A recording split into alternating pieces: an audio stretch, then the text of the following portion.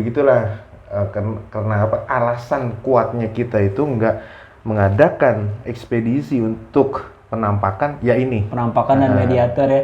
Padahal sih kalau hati saya pengen banget tuh Dapi di mediatorin tuh. Setiap hari di mediatorin aja. Sebenarnya yang dimasukin ke dalam mediatornya itu ada khaddam atau pelewangnya si aktivis paranormal ini. Assalamualaikum warahmatullahi wabarakatuh. Kami ucapkan terima kasih kepada para sobat Dua Mata Jidul yang telah mendukung keberadaan channel kami ini. Dan jangan lupa untuk share, like, subscribe, dan juga jangan lupa untuk membunyikan lonceng agar kalian tidak ketinggalan video terbaru dari kami. Untuk para sobat yang mengalami gangguan non-fisik, dapat menghubungi kami di kontak bawah ini. Terima kasih. Assalamualaikum warahmatullahi wabarakatuh.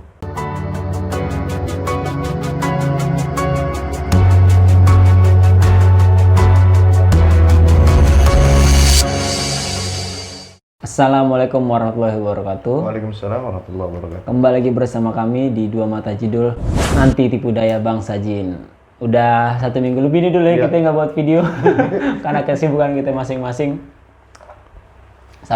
Sambil kita kemarin kan kita nggak ada kegiatan tuh dulu, maksudnya nggak bikin video. Gue baca-baca komen YouTube kita tuh, ada kan komen yang bilang, "Bang, ngobrol-ngobrol doang lo bang, cari penampakan dong bang," gitu. Kayak YouTuber lain gitu doang maksudnya. Emang kita mungkin belum pernah jelasin ke penonton-penonton kita kali dulu tentang penampakan-penampakan gitu dulu ya. Hari ini tuh kita mau coba jelasin kepada para penonton kenapa sih kita belum atau enggak nunjukin penampakan-penampakan yang tertangkap di video gitu kayak YouTuber lainnya gitu dulu ya. Karena kan makin banyak penampakan, makin seru kontennya gitu. Jadi penampakan itu adalah magnet dari video YouTube, biasanya channel YouTube yang ngebahas tentang horor gitu. Coba deh Jul, jelasin kenapa sih kita belum atau enggak nunjukin penampakan gitu secara disengaja gitu dulu ya, kita cari penampakan tuh kenapa sih Dul? Sekarang kita to the point aja, kenapa channel YouTube kita banyakkan ngobrolnya dan membahas masalah gaib ya. Sharing pengetahuan tentang gaib lah gitu ya. Tapi justru enggak mencari penampakan. Padahal YouTuber lain berlomba-lomba mencari penampakan itu. Sekarang kalau YouTuber lain itu silakan aja untuk mencari penampakan ya. Karena Dua Mata Jidul ini punya warna beda. Tidak mau mengikuti daripada YouTube yang lain untuk mencari penampakan. Nah, kalau Dua Mata Jidul tetap fokus pada istilahnya pengetahuan tentang gaib tanpa harus ada penampakan. Itu jawaban saya. Jadi kita nggak memaksakan pendengar kita buat 100% percaya sama kita ya. Tapi menurut pendapat lu dulu, itu penampakan di channel YouTube lain tuh pure penampakan atau rekayasa sih dulu gitu dulu? Kalau kita sebelum ngobrolin masalah bener atau enggaknya penampakan di YouTube lain, punya konten kita orang lain harus pahamin dulu, memahamin ya itu yang penampakan itu kan penampakan setan ya. Setan dalam artian kan jin. Jin. Nah, kalau menurut dari ilmu keagamaannya ya jin itu sebetulnya lawan dari manusia. Artinya gini loh. Manusia itu sebenarnya makhluk yang sempurna, tampak, berwujud, nyata, terlihat. Nah, sebaliknya kalau jin atau setan itu makhluk yang tidak tampak atau halus. Nggak tampak dia, bukan halus. Jadi dia nggak tersembunyi. Nah, terus juga manusia sosok yang baik, lagi bermanfaat gitu. Nah, jin atau setan kebalikan dari manusia. Nah, dia nggak baik, tidak bermanfaat. Contohnya mana? Tidak baik lagi tidak bermanfaat. Kadang orang kesurupan. Nah, kesurupan jin atau setan ini membuat suatu kekacauan atau meracau, mengganggu, ya kan? Udah masuk yang ganggu, ya kan?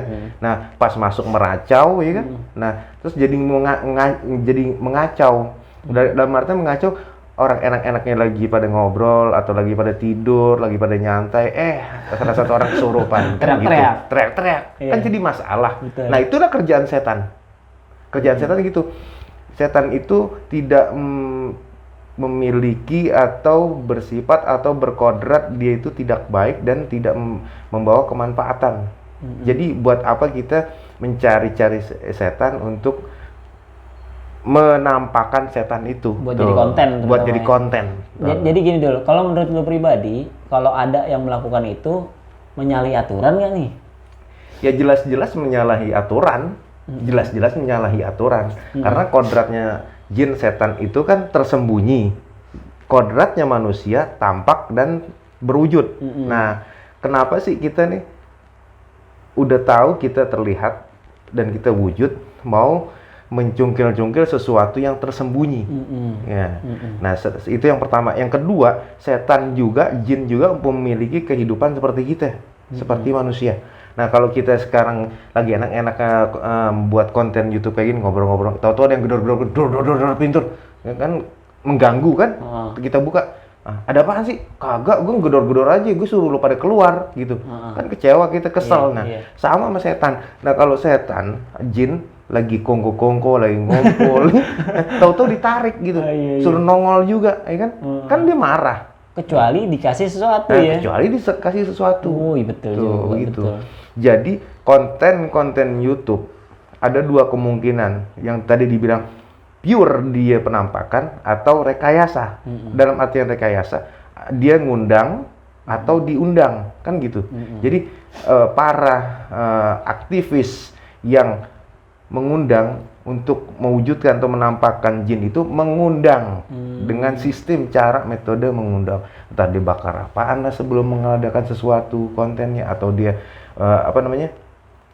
wah ini harus begini, harus begini. Nah itu kan dengan undangan, ya mau nggak mau hadir dong. Lah kita aja lagi enak-enak misalnya, lagi nyantai di rumah, lagi ngopi, kita tahu gini, Fandi nanti malam datang ya ke tempat gue, ke rumah gue, ada apa? Ini mau hajatan kan ngundang makan. Ada kan bakar-bakar ayam. Bakar-bakar ayam, pasti kan datang. Pasti datang. Setan jangan begitu. Betul. Sama. Kalau cuma diundang nggak mau dapat apa-apa, nggak akan mau. Nah, nggak mau. Nah, akhir-akhirnya kita nangkep, kita tarik, kita masukin. Paksa itu. Nah, itu disebut dengan ilmu kehadiran. Ada tuh ya? Ada orang-orang yang punya ilmu kehadiran yang bisa gitu. Kalau ilmu kehadiran itu biasanya metodenya apa dulu yang dilakukan tuh buat melakukan pemanggilan gitu? Dia Secara paksa maupun atau undangan gitu? Undangan, dia mengadakan ritual dulu, ritual khusus pemanggilan gitu ya, dengan dia baca-bacaan, ntar gimana-gimana, datanglah. Sebenarnya kalau dia bisa melihat, kalau dia bisa melihat itu, yang masuk ke dalam ada, kita punya kru dimasukin. Tim kita ya, ada kameramen, ada bagian apa? Nah, bagian yang akan dimasukin oleh ini. Nah, sebenarnya si orang pinternya ini mediator. Mediator. Dimasukin ke dalam mediator. Nah, sebenarnya yang dimasukin ke dalam mediatornya itu ada khaddam atau pelewangnya si aktivis paranormal ini. Tapi dia tidak bisa melihat. Kalau dia bisa, lah ini mah punya gue yang masuk sini, berarti gue ngomong punya gue gitu. Jadi digoblok-goblokin dong sama perawak sendiri, dibawa tipu daya lagi dong daerahnya. Ibaratnya si tolol masih goblok, jadi si bodoh gitu. Iya. Nah, si tolol ketemu si bego, jadi begitu ya. Oh, jadi itu perawangan bukan penunggu situ yang berpura-pura. Lah, tapi kan dia punya jawaban-jawaban tempat ini begini. Ya jelas dia bisa dong. Bisa jawab. Karena kan interaksi antara makhluk gaib dengan makhluk gaib itu bisa aja gitu. Jadi si perewangnya dia akan berkonsultasi dengan penguasa itu. Oh, jadi bukan si penguasa yang dimasukin ke mediator tadi, bukan? Yang enggak lah, kelasnya apaan? Ganggu penguasa. Gitu aja. Iya. Masa istilahnya kita mau orang rakyat jelata mau ngobrol sama presiden nih kan, masuk ke istananya berlapis-lapis, izin penjagaan pertama, istana, kedua, pagernya udah susah ya. Iya makanya gitu. Ngirim surat aja ke presiden kadang kita belum tentu sampai kan gitu. Ini lagi manggil penguasa, hebat banget kan gitu. Jadi menurut lo metode pemanggilan tadi ada resikonya nggak nih kepada pemanggilan kepada si mediator? Ada resikonya. Jadi gini, sebelum dia melakukan ritual pemanggilan, dia mengadakan ritual pemagaran tempat. Pemagaran tempat. Misalnya kita lagi di satu pabrik yang tutup. Pabrik yang udah nggak Terbengkalai. pakai 30 tahun. Dan di situ pabrik menjadi angker. Nah, kita mau mengadakan konten atau ekspedisi penampakan Atau uji nyali. uji nyali. Nah, itu area itu dipagar dulu sama si spiritualnya. Dipagar. Kalau nggak dipagar, dia akan jebol nantinya. Jebol. Nanti makhluk halus yang jahil nanti akan mengganggu. Nah, itu. Nah, makanya dipagar dulu. Kalau nggak dipagar, nanti resikonya sangat berat, sangat tinggi, begitu. Karena apa? Dia manusia sudah istilahnya apa? Mau bersentuhan dengan dimensi gaib. Di mana dimensi gaib itu juga punya tata krama itu. Yang disebut tadi istilahnya ya namanya jin. Jin itu kalau bahasa Indonesia sesuatu yang tersembunyi. Ya kalau manusia dari ins, wa ma khalaqtul jinna wal insa. Itu kan wal insi. Itu gitu. Jadi kalau belakangnya ins itu tampak, jin tersembunyi. Ya, makanya janin tersembunyi, jana ya kan nggak kelihatan. Di situ masa kita mau narik sesuatu yang tersembunyi yang tidak terlihat. Makanya prosesnya kalau misalnya dia ngaku orang pinter, ngaku orang bisa, ngaku orang hebat, dia narik sebenarnya. Ngapain sih kayak narik yang tersembunyi yang tidak terlihat, kan capek. Gitu. Mendingan ya udah aja. Kalau dia mengaku hebat, mengaku pinter, ya kan, mengaku udah bisa melihat, diem aja. Ngobrol aja, ngomong, oh begini, dulunya begini, kayak orang indigo gitu. Nah, indigo kan flashback deh, nanti akan menceritakan indigo bahwasanya dulu begini. Atau enggak berkomunikasi tapi tanpa mediator. Nah, tanpa gitu mediator. Ya. Bisa kalau kayak gitu ya. Kalau memang dia mata batinnya udah terbuka, gitu. Jangan dipaksa penunggu itu masuk ke badan mediator. Itu untuk istilahnya orang percaya. Nah, kalau kita melihat istilahnya mempunyai keluasan hati, kebesaran jiwa, gitu. Orang mau percaya, orang nggak percaya, ya udah masa bodoh. Yang penting gue udah menjabarkan seperti ini. Memberitahu sesuai kapasitas yang kita tahu gitu ya. Gitu, nggak usah memaksa orang tuh harus percaya bahwasanya dengan cara berlebihan terutama ya. Karena orang yang jadi mediator itu sukmanya dicabut, dimasukin makhluk gaib. Kalau keseringan dicabut, dimasukin keluar masuk itu dol. Kayak colokan ya. Nanti dol dia. Kayak baut sama mur. Ntar kapannya bisa copot, bisa mati. Nanti dia jadi setengah on. Si mediator. Kurang setengah on. Jadinya pesan saya ini sangat-sangat pesan, jangan sering-sering main ke ilmu kehadiran. Nanti dol jadinya sukma itu. Bisa ke nyawa dong dulu. Nah, makanya jadi setengah on. Ampun. Jadi awal mulanya pasti setengah on dulu, tuh berkurang otaknya tuh ya. Dia ntar gak nyambung. Ya insya Allah sih jadi gile, gitu ya. Makanya jangan main ilmu kehadiran dah, jangan. Itu termasuk yang main jelangkung juga kayak ilmu kehadiran tuh. Iya itu. Kalau yang di sekeliling kita tuh main jelangkung tuh ya. Contoh nyata banget tuh ya. Contoh nyata banget main jelangkung. Makanya nggak sedikit orang main jelangkung ujungnya kebagian dari yang main berempat ada satu yang gila. Nah gitu itu. Ya. Jadi setengah on. Jadi ya, begitulah karena apa alasan kuatnya kita itu nggak mengadakan ekspedisi untuk penampakan ya ini penampakan dan mediator ya. Padahal sih kalau hati saya pengen banget tuh Dapi di mediatorin tuh. Setiap hari di mediatorin aja. Jadi kerugian tadi terutama lebih kepada si mediator dulu ya. Kalau keluar masuk dol kayak colokan ya. Ya kayak colokan gitu. Dol itu lama-lama gila gitu. Jadi hindarilah ya, terutama jangan pengen demi gitu. Apa ya? Viralnya konten jadi berlebihan menomorduakan kesehatan sendiri. Jadi kita jangan bodoh boleh istilahnya sendiri, tapi jangan ngajak orang. Itu namanya pembodohan. Nah, gitu. Itu namanya pembodohan gitu.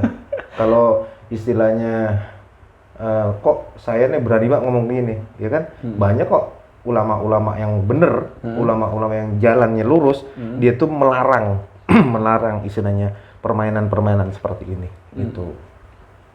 Jadi nggak disarankan, jangankan disarankan, dilarang lah kalau bisa ya. Jangan. Kalau menurut kita nih dilarang gitu, jangan, apalagi yang baru bisa ngerti belajar sedikit-sedikit. Jangan.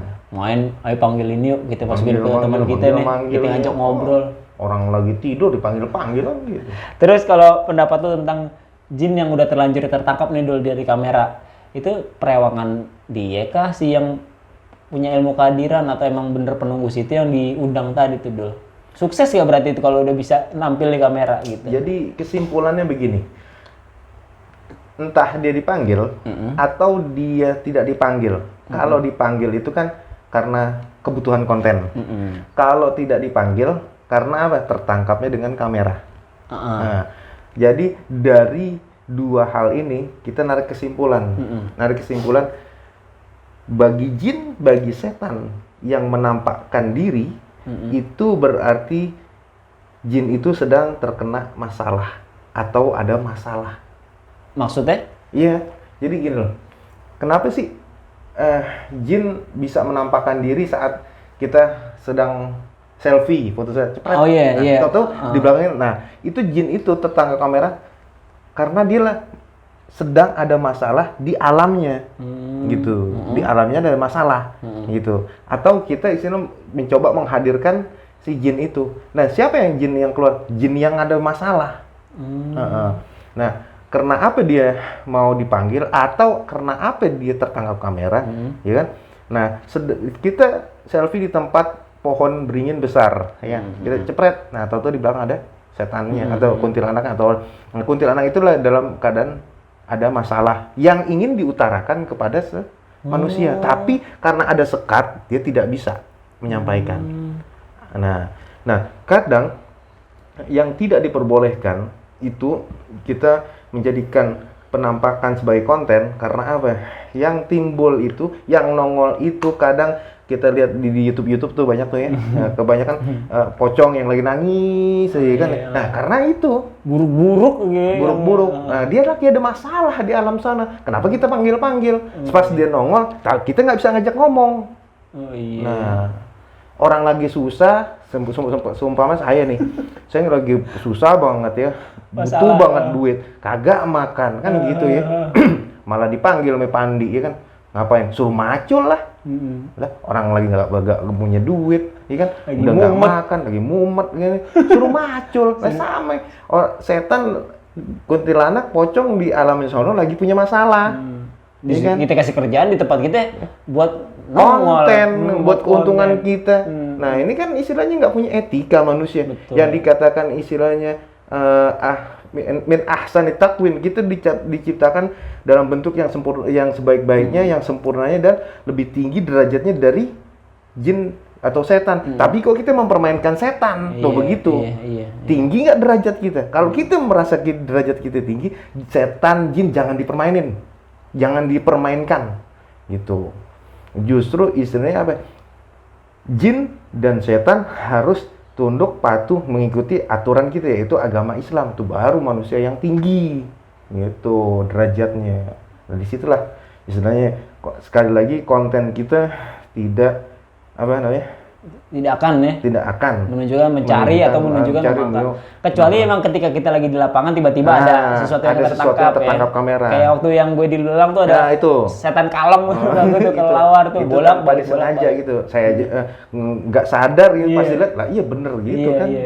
Bukan kita emang rencana mau cari penampakan. Enggak. Kita waktu itu mau cerita masalah sejarah Rawajati. Konten kita seperti ini gitu aja. Jadi kalau kebutuhan konten janganlah, karena kodratnya manusia jauh lebih tinggi. Jauh lebih tinggi, yang harus memegang etika, gitu aja. Kalau istilahnya kita mempermainkan setan, ya kan, sama aja kita tidak memiliki etika, gitu. Jadi gue udah punya kesimpulan dari konten ini. Dulu kita buat ringkas, karena kodrat kita sebagai manusia lebih tinggi, janganlah kita bekerja sama atau berteman dengan jin untuk hanya kebutuhan konten semata ya dulu. Karena sesungguhnya jin itu ahli dalam tipu daya. Betul dulu seperti di apa sih prinsip dua mata jidul. anti tipu daya bangsa jin. Jin itu selalu melakukan tipu daya. Sekian mungkin dulu kesimpulan Ya, hari cukup. ini dulu ya. Kayaknya semoga para penonton Dua Mata Jidul jelas nih masalah kenapa sih kita nggak mau menunjukkan penampakan-penampakan kayak gitu, karena akan menyalahi aturan. Sekian dari kami. Assalamualaikum warahmatullahi wabarakatuh. Waalaikumsalam warahmatullahi wabarakatuh.